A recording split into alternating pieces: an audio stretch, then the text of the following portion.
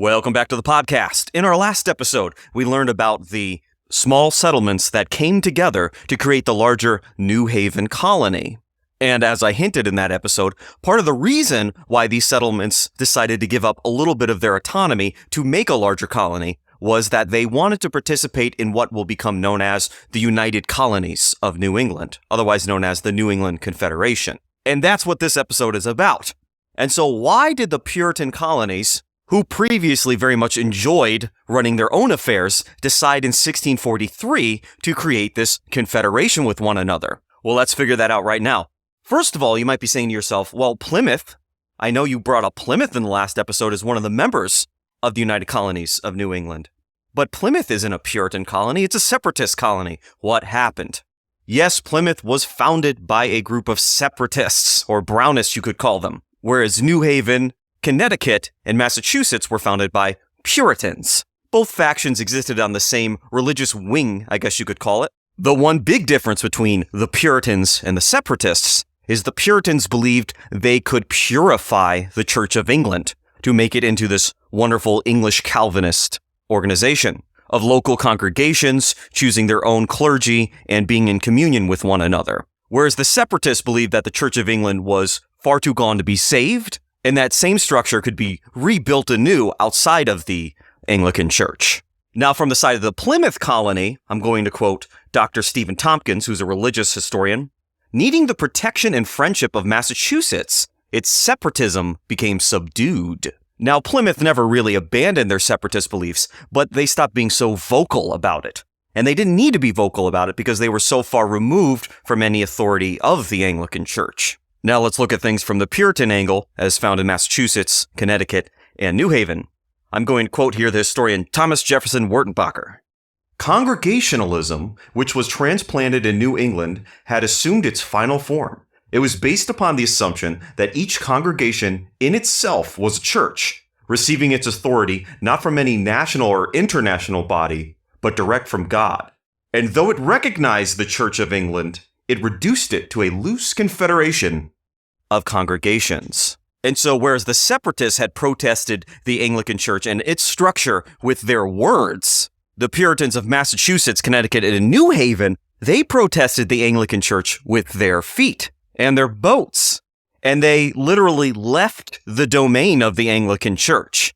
Of course, these New England colonies being within the realm of England, but there being no Anglican structure over it, despite the best efforts of Sir Ferdinando Gorges and his failed Council for New England. To quote the historian Nathaniel Philbrick, the Puritans staunchly denied it, but their immigration to America had turned them, like the Pilgrims before them, into separatists. And therein lies the dirty little secret, which might not be so secret after all. The Puritans back in England were no longer trying to fix the Anglican Church. They wanted to rewrite it and rebuild it from the ground up. And we'll circle back to that in a minute. And just like the grassroots building of the New Haven colony, the churches in Plymouth came into communion with one another.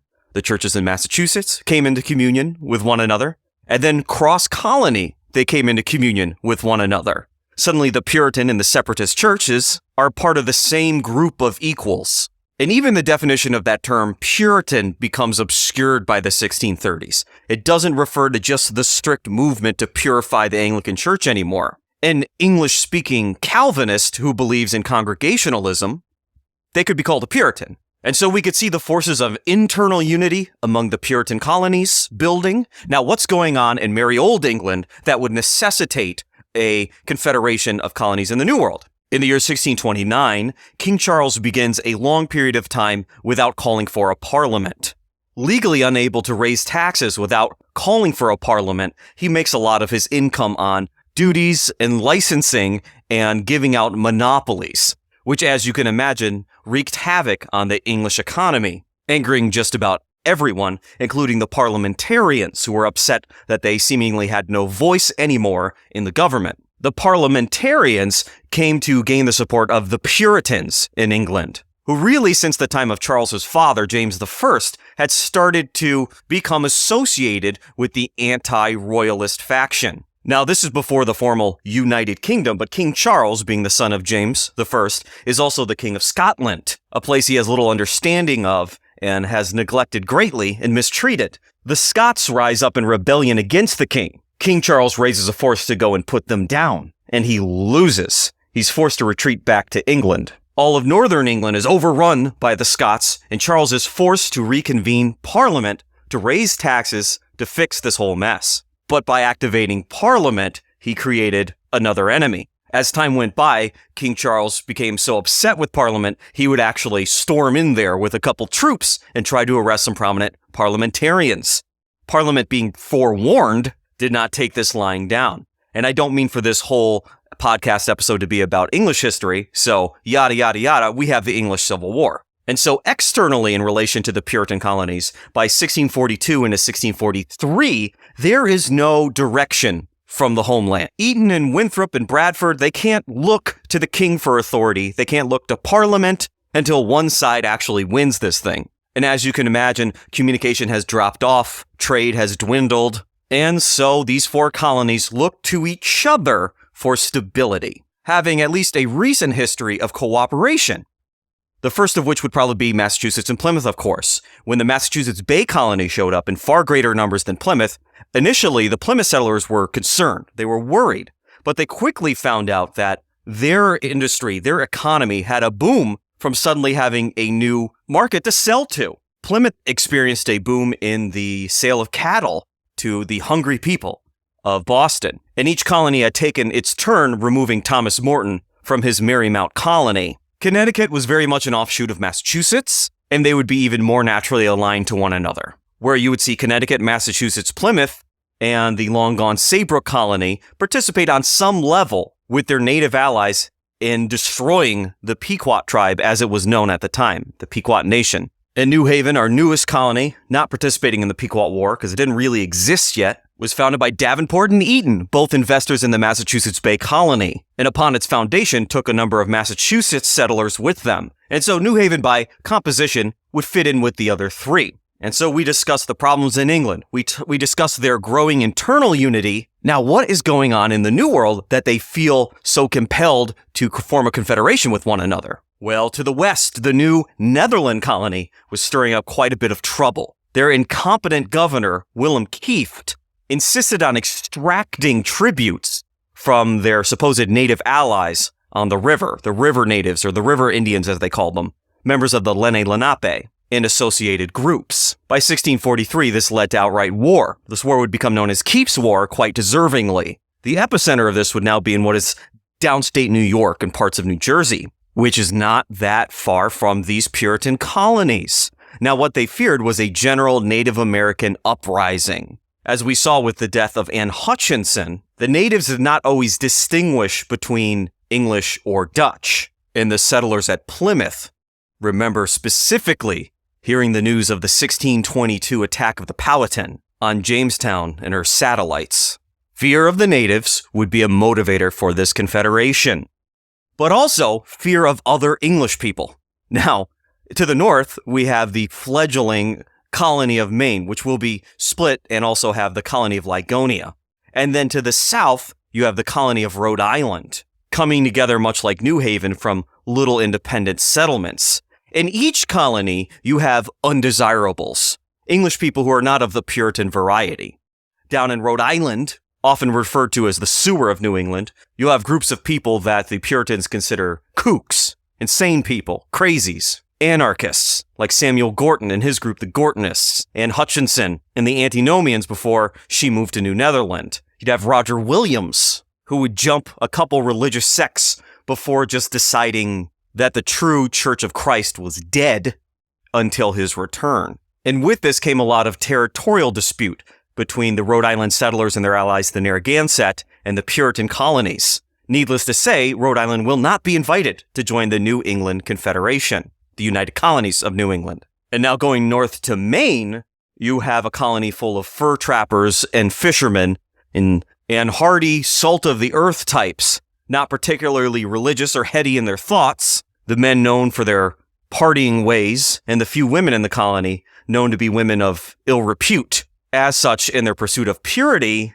Maine will not be invited to join the United Colonies, especially as Massachusetts would increasingly seek to absorb Maine. At the end of the day, it's probably more accurate if we were to call it the United Colonies of Puritan New England. And on this matter of Massachusetts trying to really absorb everything in all directions around it, the other 3 Puritan colonies wanted to make a mutual defense league with Massachusetts because they were so large in population by comparison. And a mutual defense league would come with a promise that Massachusetts would honor their borders and not try to absorb the other Puritan colonies. And so I've given you 13 minutes of reasons why this New England Confederation comes to be. So let's put ourselves back in 1643 and crack open the Constitution of the United Colonies of New England and see what's in it. What stands out immediately is the guarantee that each colony, New Haven, Massachusetts, Connecticut, and Plymouth, will guarantee the territorial integrity of one another and recognize the legitimacy of each municipality, each political entity. This is important because each one was lacking something in the English legal system that would make it legitimate. Massachusetts, probably having the strongest case to support its existence, had its charter rescinded several years before. Plymouth only received permission to settle the land, not govern over the land, from a council that no longer exists. Connecticut had a land grant that it was gifted from the Saybrook colony that it absorbed, that was sold to a group of patentees, the Saybrook patentees, by the Earl of Warwick, that was acquired again from that council that again no longer exists. And then poor New Haven only had the record of purchase and the friendship of the natives, and no legitimacy in English eyes at all. But by recognizing each other, they would provide some legitimacy in this time of a civil war. Countries do this today. Nations recognizing each other is part of becoming a legitimate nation. It sounds redundant or a practice in circular logic, but there it is. The United Colonies Constitution mentions that the Confederation of the Puritan colonies was caused by local native wars, which we've already talked about, and native aggression. Also, it brought up a lack of aid from England, mentioning that England has been hindered by their own affairs, which is a nice way of saying everyone's murdering each other. It makes a clear point that all direction and authority that they had previously came from England, thus demonstrating their submissiveness to England proper, and yet defending the creation of their own confederation on the basis that the Civil War had left them without any direction. Now, historians have dug through this constitution and the history of the United Colonies to really find the inspiration and the sources behind its structure and implementation. The best one of the bunch is Harry Ward. He's probably the preeminent historian on the United Colonies. He's long since passed. Now, as I alluded to before, just as the churches pretty much founded the municipal governments, they also came into communion with one another. And then municipalities came into communion with one another. And then colonies were created, like New Haven in our last episode. And so following our grassroots building chain, now the colonies would come to have a communion or covenant with one another in what we would call a confederation today. And so that is one source of the United Colonies, a groundswell of cooperation rooted in congregationalism. Other historians have found bits and pieces of the New England Confederation's constitution that resemble portions of the Swiss Confederation, which is already in existence, and also the government of the Netherlands, which at the time was a confederation, and many Puritan leaders had been in and out of the Netherlands, even the early separatists 20, 30 years before. And so between their own church cooperation and then European confederations, we have the structure of the United Colonies. The Constitution addresses the exclusion of other English colonies right away. It begins, "Whereas we all came into these part of America with one and the same end and aim, namely to advance the kingdom of our Lord Jesus Christ and to enjoy the liberties of the gospel in purity and peace." In addition to honoring each other's territorial integrity, they also agreed to honor the ruling of every colony's general court. A conviction in one would mean a conviction in the other, or a conviction in one and the convicted runs away to another colony, they would be extradited back to their original colony. And over the top of every colony would be the Confederation Council, which would consist of 8 commissioners, 2 from every colony. In order to pass any legislation, 6 out of the 8 commissioners would need to approve it. What this could mean in practice is that 1 out of the 4 colonies, being outnumbered, would have to deal with whatever law they passed, and there is no stipulation for a veto by individual colonies in the Constitution. This will become problematic in the future. Each commissioner that a colony sent to the New England Confederation would have to be verified, or in other words, approved by the pre-existing or pre-appointed commissioners. This again very much models the communion of churches and the process of being accepted as an equal. Now, over the general court, there would be one president who would be a presiding officer, much like the Speaker of the House or the Vice President in the Senate. Not an executive position like the President of the United States. That power would remain with each individual colony. We had the very same system under the Articles of Confederation. Now, this president wouldn't be greater than any of the other commissioners. They were just in charge of conducting the meetings, making sure everything flowed appropriately, with good use of time, but in proper order. All of these commissioners would be given one-year terms, and then again would have to be appointed from their individual general courts. And specifically, each one had to be part of the church fellowship. They had to be members of the churches in communion with one another. Again, we see that earthly governmental power in the Puritan colonies is derived from the church. Their constitution had no mechanism for amending it, although they all agreed that if there was something in there that all 4 colonies didn't like, they could agree to ignore it. And they all agreed that the Confederation would meet the first Thursday in September unless additional matters warranted meetings, such as an outbreak of war. In this early period, the commissioners came from the highest of the high in each individual colony. The commissioners were often the governors of their respective colonies, such as Eton in New Haven. But this will change in time. And in addition to meeting in September, they agreed on a circuit of locations for the meeting of the Confederation. And so it would go in this order. Boston, 1 year. Boston the next year. Then Hartford, New Haven, and Plymouth. Then back to Boston again. Now, why Boston for 2 years? Well, the entire population of the United Colonies of New England, according to Harry Ward anyway, was around about 24,000 people. 15,000 of them were in Massachusetts alone. Having most of the population, they would be hosting these meetings for 2 years instead of 1 year, which brings up a problem again. If the 2 commissioners from New Haven, the 2 commissioners from Connecticut, and the 2 commissioners from Plymouth all agree on something, they can overrule a dissenting view from the 2 commissioners from Massachusetts, meaning the 9,000 or so in population in those 3 colonies could force legislation over the 15,000 in Massachusetts. Again, a little foreshadowing. Let's put that on the back burner. The Constitution specifies that no 2 member colonies can merge without permission from the other 2. So while respecting each other's territorial boundaries, they also insisted on this more local political separation. There are also more mundane things established in the Constitution and in the first few years of the running of the Confederacy. They banned the sale of guns to natives, which had been an important issue in Massachusetts and Plymouth especially for a very long time. But they also did things to maintain the economy and the environment of New England. They banned mackerel fishing before spawning season in order to maintain supply. And for commerce between colonies, they established some weights and measures, such as indicating that there were 8 gallons to a bushel. Can you imagine coming from Plymouth to buy rope in Massachusetts, and you both have a slightly different definition of what a foot is, or a yard? Their constitution also has a chunk on war. Often the United Colonies is cited as an example of mutual defense, but the Constitution does reference specific cases of offensive war. The Puritans clearly intended to expand outward. It indicated that each colony had to maintain a militia. Men aged 16 to 60, if they were of able body, would have to participate. They would meet 4 times a year to drill. And again, grassroots, from the bottom up, they would also elect their own leaders to be their military captains.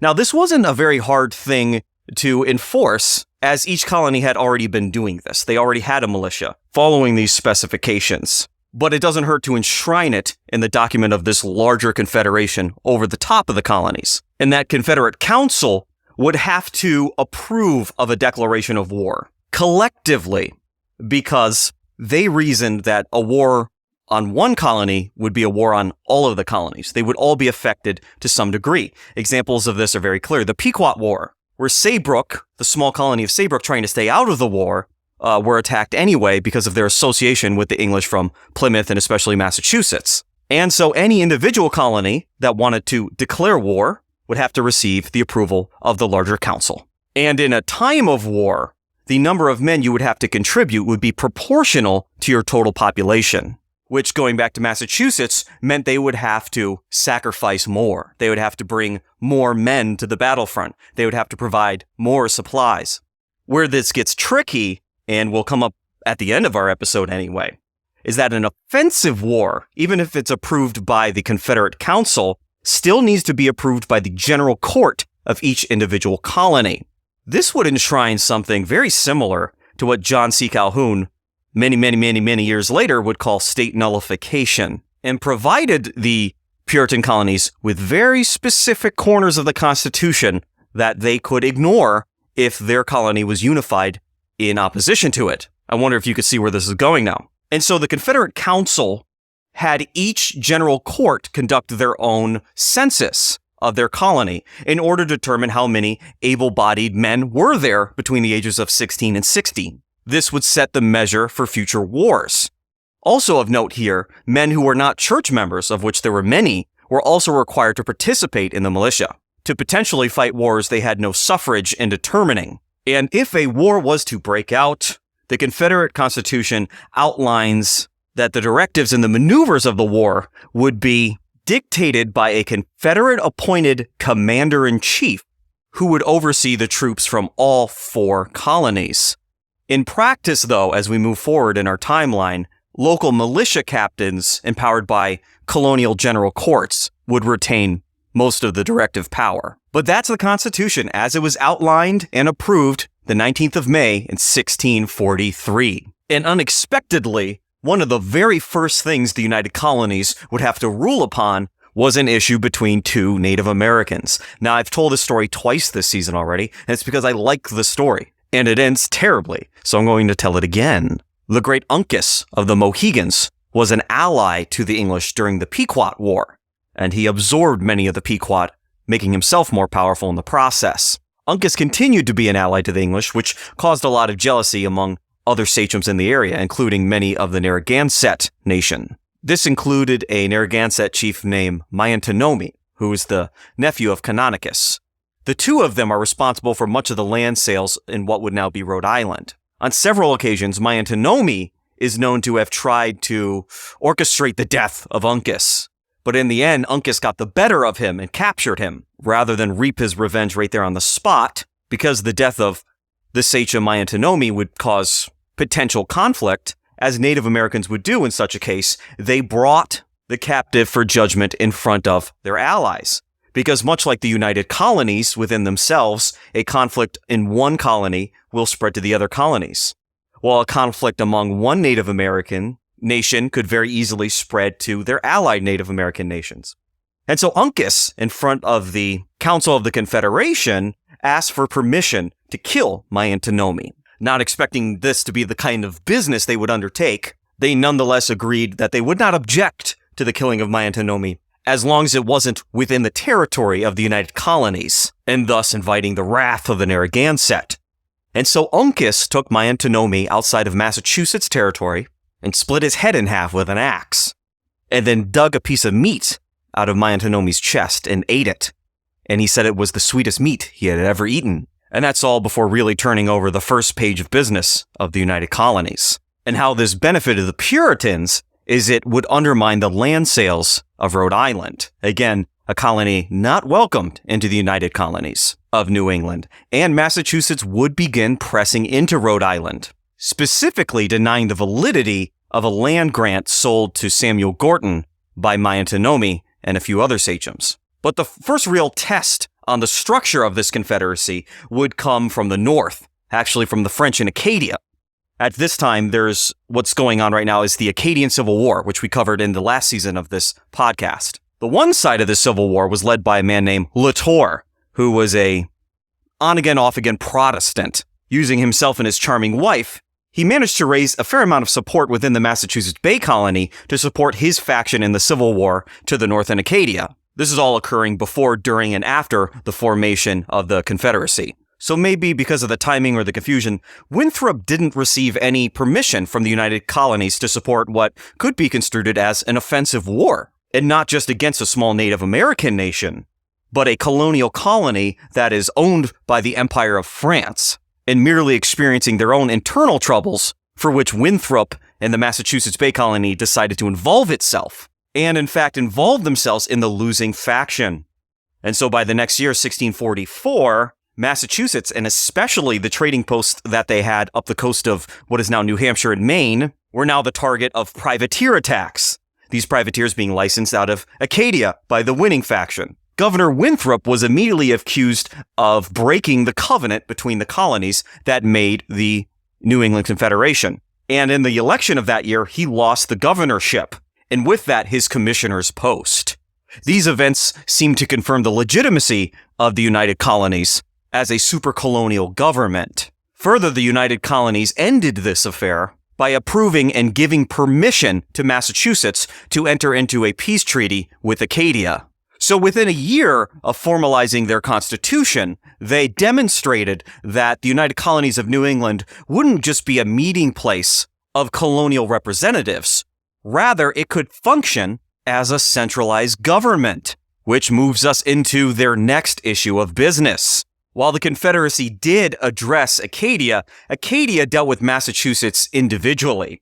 But to the west in New Netherland, Willem Kieft, the disastrous governor of New Netherland, undertaking a war that will bear his name to history, might be, from my own research, I'm going to claim this one, the first foreign or outside power to acknowledge the United Colonies.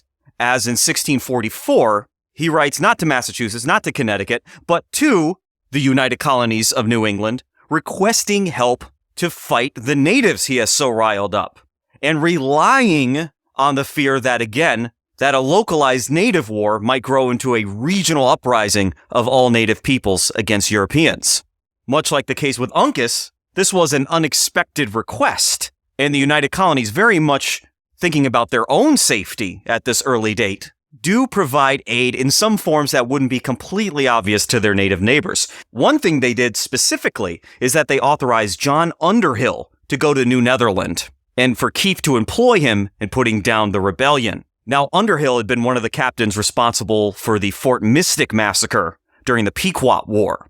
And if my memory serves me right from season 1 of this podcast, many of the worst war crimes committed during Kieft's War were undertaken by Underhill, who you'll find in the Dutch records as Vanderhill, the United Colonies gifting to New Netherland a man that modern historians would call genocidal.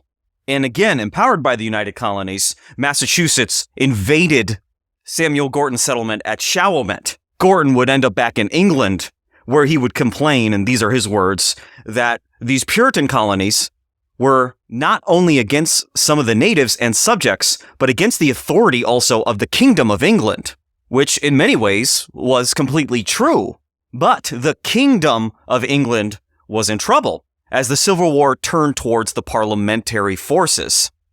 And one could complain for as much as you want about conditions in New England to the king or to the royalists. They had little power over Old England, let alone New England. Nevertheless, Gorton had the Narragansett submit their allegiance to the king in an attempt to protect the Narragansett from invasion from the United Colonies, which they wouldn't undertake at this time. But Uncas of the Pequot would war with them for the next year or so, and the English would provide material support to him. And once Uncas had worn down the Narragansett, they had a peace between the two sides, partially brokered by commissioners of the New England Confederation, was reached, and in return for getting Uncas off their back, the United Colonies extracted a tribute from the Narragansett from 1645 on. And about the same time, both Sir Ferdinando Gorges and his colony of Maine and different individuals from the Rhode Island or Providence colonies request and are denied membership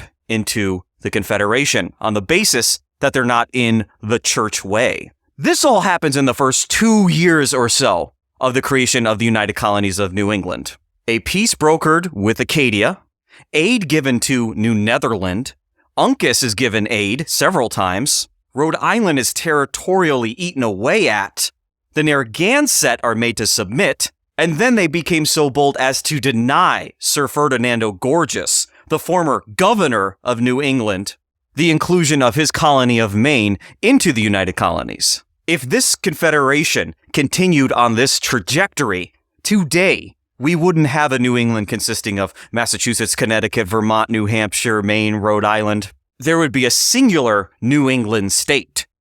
But there isn't, so you know things are going to start to tilt at some point. In 1646, Chief Sesqueson of the Narragansett, who we haven't met yet in our podcast, wanted to drive a wedge between the English and the Mohegans, their paramount chief, of course, being Uncas. Chief Sesqueson's plan was to hire an assassin to murder one of the commissioners of the United Colonies of New England, and then to create a staged situation wherein the assassin appeared to be a Pequot under the command of Uncas. But how we know about this, and instead what happened, the would-be assassin told colonial authorities in Connecticut about the plan. Because if it were successful, it'd be a recipe for a very deadly war for all sides considered. The historian Harry Ward said of this event, "The conspiracy sent cold shivers down the spines of the saints." The commissioners of the Confederacy put out a message to Chief Sesqueson that he was to appear in front of the United Colonies commissioners. He doesn't show. Then they put out an arrest warrant for Chief Sesqueson. Trusty and capable Chief Uncas of the Mohegan was more than happy to carry through with this arrest warrant and found the chief himself, bringing Sesqueson in front of the Confederation much as he brought his own would-be assassin, Miantonomi, Uncas hoping that he would again be allowed to kill this rival chief. Instead, what happened, the United Colonies, keeping a cooler head, realized that killing this second chief would push the Narragansett into war, and instead they banished him from the New England region until 1650. A wise move, a middle path. Back in merry old England, Parliament establishes the Committee on Foreign Plantations, trying to regain some contact with her foreign colonies. And at the head of this committee, they put the Earl of Warwick. This is the man who took control of the earlier Council for New England and opened the door for the Massachusetts Bay Colony. So now they had a powerful ally back home, where the Civil War was winding down in favor of Parliament, allied with the Puritans. Everything seems to be going good. Let's get to our first issue, our first turning point. Toward the tail end of the 1640s, traders from Massachusetts complained that they had to pay a toll at Fort Saybrook, now part of the Connecticut colony and at the mouth of the Connecticut River. These complaints made it all the way up to the Massachusetts commissioners to the United Colonies, who disputed the legitimacy of collecting a toll and argued that Saybrook was not even legally part of Connecticut, it having previously been its own colony with its own patent, and that paperwork making no mention of the Connecticut colony further upriver. Now right here, after the Winthrop episode, we see the next constitutional challenge. Again, part of their founding document is that each member colony would recognize the territorial integrity of one another. Massachusetts clearly sought to undermine the integrity of Connecticut's land to avoid paying this toll. When it came time to vote on the legitimacy of this toll, the Massachusetts commissioners knew that the other colonies would be ruling against them, and so they did not appear. However, Connecticut, New Haven, and Plymouth voted unanimously to uphold this toll. This would be a 6 out of 8 ruling, and thus, by the Constitution, a legitimate piece of legislation. However, since Massachusetts never showed up, they argued that the meeting where this vote was held was not an official meeting of the United Colonies of New England, as they were missing one of those supposed United Colonies, Massachusetts. The issue remained unresolved for now, and demonstrated a weakness in the United Colonies, a supposed superorganization over the top of the 4 Puritan colonies. But this tear in the fabric would not be large enough to throw out their whole confederacy. But remember, as I mentioned earlier, there was also no mechanism for mending that confederacy. Rounding out the 1640s, we'll move on to another good thing. The United Colonies of New England didn't create Harvard University, but it was very much responsible for much of its early funding and design. For example, in 1647, Harvard President Dunster asked the New England Confederation how Harvard should select students, how much salary he should take, what percentage of their funds should be spent on facilities, what percentage of their funds should be spent on books. The truth of the matter is, since the United Colonies was providing much of the funding for Harvard University, it had assumed a position much akin to today's Department of Education, where no, it's not in the Constitution, but because the department is handing out funds to states and school districts, they listen to it in order to get those funds. Similarly, Harvard would do the same with the United Colonies. The historian Harry Ward says that the New England Confederation functioned as a super board of trustees for Harvard University. The United Colonies urged each individual member colony to levy a small tax collected in even corn or other crops in order to support the students and teachers at the new Harvard University, and otherwise urged people to donate, outside of a tax, money and supplies. They had a vision of Harvard University. Well, they had several visions, but the first one was to be a school for all of the clergy of New England, not just the colony that Harvard is in. The other vision for Harvard would be to train converted natives to go back to their community and continue the conversion process.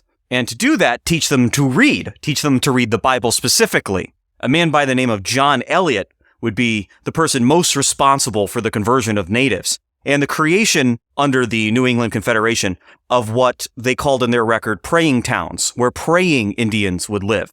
Massachusetts, Plymouth, and then the overarching New England Confederation would usher in a new era when converted natives would relocate to towns full of like-minded natives in an effort to pull their support towards the power of the English colony and away from their non-converting sachems. And for a while, this worked quite effectively. And now that native leadership would be educated at the Indian College at Harvard. In addition to gifts and taxes, the New England Confederation also approved of the selling of indentured children from England to New England, as long as a portion of the sale went as a fee to Harvard University. One of these indentured children will be John Scott, a man who we'll have an episode on, concerning him becoming president of Long Island in the 1660s. Another goal of Harvard University, which came out of the antinomian crisis that we learned about in our Anne Hutchinson episode, was to promote a commonality among the clergy in New England.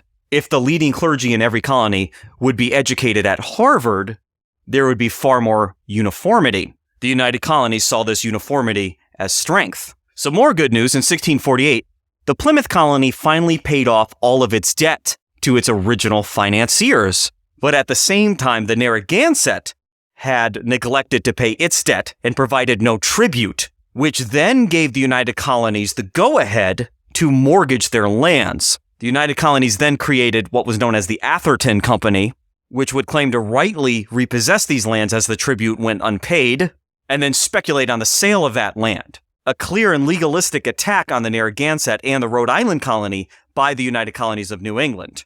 Rhode Island, fortunately, fought the Atherton Company tooth and nail, and for the most part, was able to keep the United Colonies out of Rhode Island or Narragansett country, at least for now. Back in England, Parliament approved the creation of the Gospel Company. It's called by a couple other names, but we're going to call it the Gospel Company, which would designate funds to help John Eliot and his associates with converting the natives. Parliament officially gave the United Colonies of New England commissioners the right to decide how to distribute these funds. Why this is important is it's a clear example of English Parliament recognizing the authority of the New England Confederation over the top of each of its member colonies and the Native Americans of New England. At the same time, resolution was provided to the Fort Saybrook issue and the collection of tolls. Massachusetts, in the 4 or so years since this issue began, not only ignored the earlier ruling, which they again saw as illegitimate, they also threatened to collect tolls at their ports on any ships coming from Connecticut. Now, this act of retaliation could have undone the entire United Colonies, except in 1650, Fort Saybrook burns to the ground.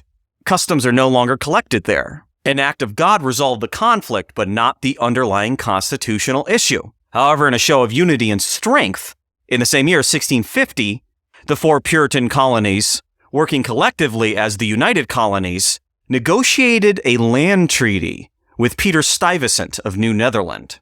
This became known as the Treaty of Hartford. Now, the Dutch had long claimed the entire Connecticut River Valley, and in fact, New Netherland in its widest scope would be the Connecticut River, the Hudson River, and the Delaware River, and all the land betwixt, whereas the English, of course, had an overlapping claim, and actual real English settlements on the Connecticut River stretching into what is now Long Island, and of course, approaching what is now New York City. The lines overlapped. The New England Confederation would send specifically their commissioners from Plymouth and Massachusetts, not the two colonies bordering New Netherland, Connecticut, and New Haven, to negotiate this treaty. And at least a mild sign of being non-partial or a willingness to be fair, be represented by the colonies that have no skin in the game. The treaty they created still outlines, or in many places at least influences, the border between what is today New York State and various New England states. And in fact, this conference was such a success, both sides went away thinking they won. So Governor Stuyvesant of New Netherland, he only really gave up places where the English already settled and the Dutch were already run off, or their native allies already run off. In other words, he only gave up on paper what was already lost. Meanwhile, the New England colonies received recognition from New Netherland, their main competitor for land, for areas formerly in dispute. I think many historians of this period would say this is the era of the most competent and level-headed commissioners on the New England Confederation. In the same year as the Hartford Treaty, New France actually reaches out to the United Colonies, suggesting an alliance in a holy war against the Iroquois Confederacy. Falling on deaf ears, the United Colonies just outright reject this, as the Iroquois, or the Haudenosaunee, had very few run-ins with the New England colonies at this time. Things would change in the future. But at this moment, 1650, the Iroquois are helping to subdue the natives in lower New Netherland. They're going far to the west, out to the Great Lakes, and sometimes extracting a tribute from New England natives. But they're not invading Plymouth. Also, the Puritan commissioners of the United Colonies have a very low view of Catholicism, which of course would be the primary version of Christianity you're going to find in New France. They didn't see uniting forces as a holy war, as they didn't consider the Catholic to be terribly holy. Think about it. They don't even consider other English Anglicans to be particularly holy or elect. And even those within their own community who were not church members, they were not holy, they were not elect. It would appear the Catholics were barking up the wrong tree. Moving into the year 1651, John Eliot organizes his first praying town, known as Natick. It was to provide a model and a positive example to the Puritans that natives could be converted and they could live near the English and conform to their ways. However, in truth, as much as some historians have pat the Puritans on the back for reaching out to these natives, most of the Puritans were always suspicious of these praying towns, or at least always found them inconvenient. The historian Wendy Warren says even Christian Indians were still in the way. Nonetheless, John Eliot, who very much wanted to save their souls, but very earnestly saw the end of the fur trade and the future economic plight of the natives, made sure to teach them trades, sewing and knitting, reading and lumbering. He wanted to find a place for them in a future that he knew was coming, when the English would outnumber the natives. In foreshadowing American policies in the 19th century, he saw assimilation as the key to keeping these people alive and well. John Eliot also saw civilization, or to civilize the natives, as a way of preparing them for religion. In other words, you have to live like the English in order to have English religion. Notably, if you go back up to New France, which I just brought up, the Jesuits there believed that Jesus' message was universal. You could become a Christian, or a Catholic specifically, without having to become French in your lifestyle. You can guess which one's conversion efforts were more successful. John Eliot even tried to organize these praying towns in such a way that the Puritans would find acceptable, and set up a government based on a Mosaic system, a system that he derived from the laws of Moses, wherein there would be a ruler for every 10 people, every 50 people, and every 100 people. And here our story starts to turn. In 1652, after 6 years of his various efforts, John Eliot presents his first convert to a Puritan church for membership. And after all the money the United Colonies had poured into this project, the Puritan church members rejected the convert. At the end of the day, there was a growing sense in New England of a very real and natural divide between the English and the natives. And that would only continue through King Philip's War. Just more cracks in the system. And as we end this episode in the 1650s, speaking of war, with the opening shots of the First Anglo-Dutch War, the possibility of conflict between their colonial counterparts, New England and New Netherland, is on the table. Parliament gives the United Colonies the go-ahead to start seizing Dutch ships, and the commissioners of the United Colonies of New England mull over the idea of invading New Netherland. But one colony, surprise, surprise, Massachusetts, who would have to contribute most of the fighting force, stands alone in their opposition to such an invasion, even though the United Colonies commissioners voted 6 out of 8 to conduct this war. Now, constitutionally, if something receives a 6 out of 8 vote approval, it is passed. It is approved. And yet Massachusetts refuses the ruling of the United Colonies. This is a magnification of the unresolved issue at Fort Saybrook. The historian Harry Ward says that 1652 marks the end of this decade of optimism of the Confederation. And despite its promising start, from this point on, things are going to get rocky. But before we cover that, in our next episode, we're going back to the New Haven colony, if for no other reason than to keep you in suspense. I'm Eric Giannis. Thank you for listening to the Other States of America History Podcast.